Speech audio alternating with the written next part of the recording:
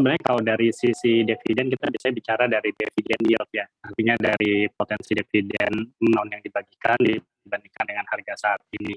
Kalau kita lihat historis sebenarnya, saat ini mungkin ekspektasi dividen yield sudah mulai normalize sebenarnya. Jadi udah kembali ke range misalnya LQ45 tuh di sekitar 2,5%, kemudian di ESG mungkin berkisar 2% dari apa, dari level indeksnya.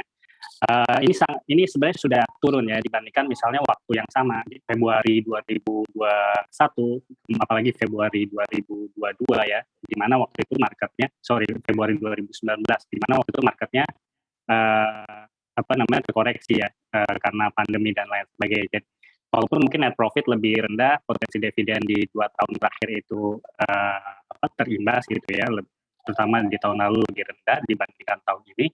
Tapi dari sisi harga sahamnya atau indeksnya itu jauh lebih rendah dibandingkan level saat ini, sehingga yield tahun lalu sebenarnya bisa jadi lebih tinggi. Karena kalau kita lihat data historis di periode yang sama, dan di Februari ini yield IHSG dan LQ45 itu masih berkisar 2,5-3%, gitu.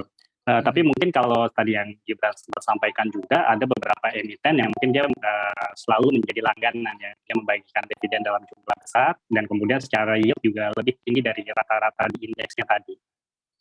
Oke, tapi kalau kita lihat yang menarik mungkin emiten-emiten yang selama ini secara sektoral paling menarik secara pembagian dividennya untuk dilirik para investor, menurut Anda seperti apa? Betul, kalau dari mungkin secara sektoral ya, yang biasanya cukup tinggi itu di sektor batubara ya. Contohnya emiten seperti ITMG dan PTBA itu selalu biasa cukup tinggi untuk membagikan dividen ya. Jadi kalau kita estimasi di harga saat ini, terus kemudian kita lihat historical dividend payout ratio, kemungkinan mereka tuh PTBA mungkin masih bisa di sekitar 10% dividen yield-nya. Kemudian ITMG mungkin di atas 15%. Jadi dari sisi itu sebenarnya itu termasuk yang cukup tinggi ya. Kemudian mungkin diikuti seperti Adaro yang berkisar di 6-7%. Dari sektor, saya rasa di sektor batubara saat ini masih termasuk yang cukup tinggi. Oke, tapi kalau misalnya selain sektor batubara yang mungkin masih bisa menjadi sektor pertimbangan dari para investor untuk dilirik, seperti apa Anda melihatnya? Ya, mungkin ada beberapa nama seperti kalau dari properti atau kawasan industri seperti Demas ya, Delta. Nah itu juga sebenarnya secara historis dia selalu membagikan dividen dalam jumlah besar sehingga secara yield juga cukup menarik, bisa di atas 7%. Kemudian kalau dari sektor perbankan, biasanya beberapa bank yang mungkin di luar 4 bank terbesar, contohnya mungkin seperti Bank Jabar, itu juga biasanya berkisar sekitar 7%, kemudian juga Bank Jatim.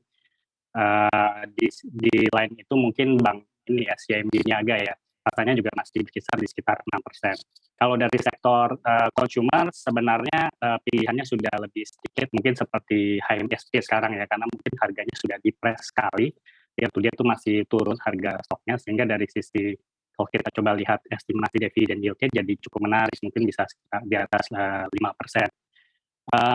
Kemudian kalau yang sedikit terkait consumer juga Indofood ya, di level Indofood itu juga mungkin masih cukup tinggi ya, sekitar 6%. Kemudian kalau yang lebih kecil mungkin Sido ya, Sido muncul tuh mungkin berkisar sekitar 4%. Jadi sebenarnya sebaran sektor pilihannya cukup merata. Cuman tadi ya range-nya tuh beda-beda sekali ya. Kalau tambang mungkin sangat tinggi belasan persen. Kemudian tadi kalau kita lihat beberapa bank yang medium caps dan consumer mungkin di sekitar di atas 5% pun masih ada. Kalau dari big caps lainnya mungkin yang masih di atas rata-rata indeksnya itu seperti Telkom ya. Telkom mungkin masih berkisar 4-5%.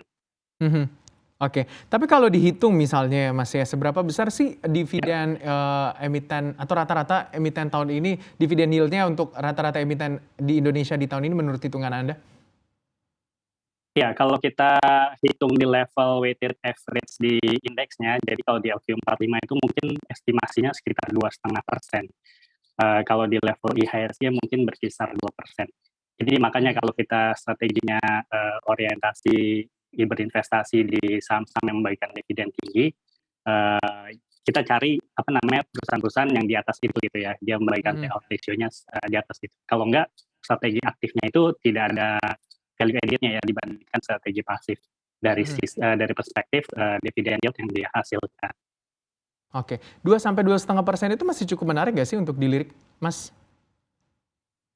Kalau saya rasa itu sudah kembali ke normal ya, karena memang Mhm, normal long term average historicalnya di sekitar situ 2,5%. Seperti yang saya sampaikan sebenarnya yang benar-benar menarik ketika market waktu itu koreksi dalam ya.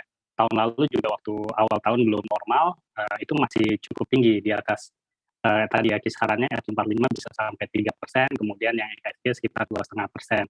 Tapi kalau benar-benar pada waktu itu koreksi, apa 2020 ya koreksi, mhm, itu sebelum membagikan dividen itu setelah koreksi yang Maret itu tuh lompat sampai di atas 5% di level indeksnya mhm. gitu. Oke, tapi, Mas Faras, ketika investor begitu ya mau melirik saham-saham emiten yang membagikan dividen cukup besar, strategi seperti apa sih sebenarnya yang harus dilakukan guna tentunya ya mendapat juga keuntungan dari pembagian dividen Ya, yield yang dibagikan oleh para emiten-emiten ini dan apa yang harus diperhatikan utamanya mungkin sentimen secara global atau mungkin domestik? iya, kalau saya rasa sebenarnya dividen ini baik emiten yang membagikan dividennya atau dia reinvest gitu ya menjadi di dalam retained earnings, investor sebenarnya tidak kehilangan ya, tidak kehilangan suatu value apapun. Cuman memang ketika ada dividen yang dibagikan, investor secara otomatis mendapatkan cash flow yang dia bisa dengan lebih mudah di-reinvest ke emiten lain, kalau misalnya dia ingin melakukan diversifikasi sektoral.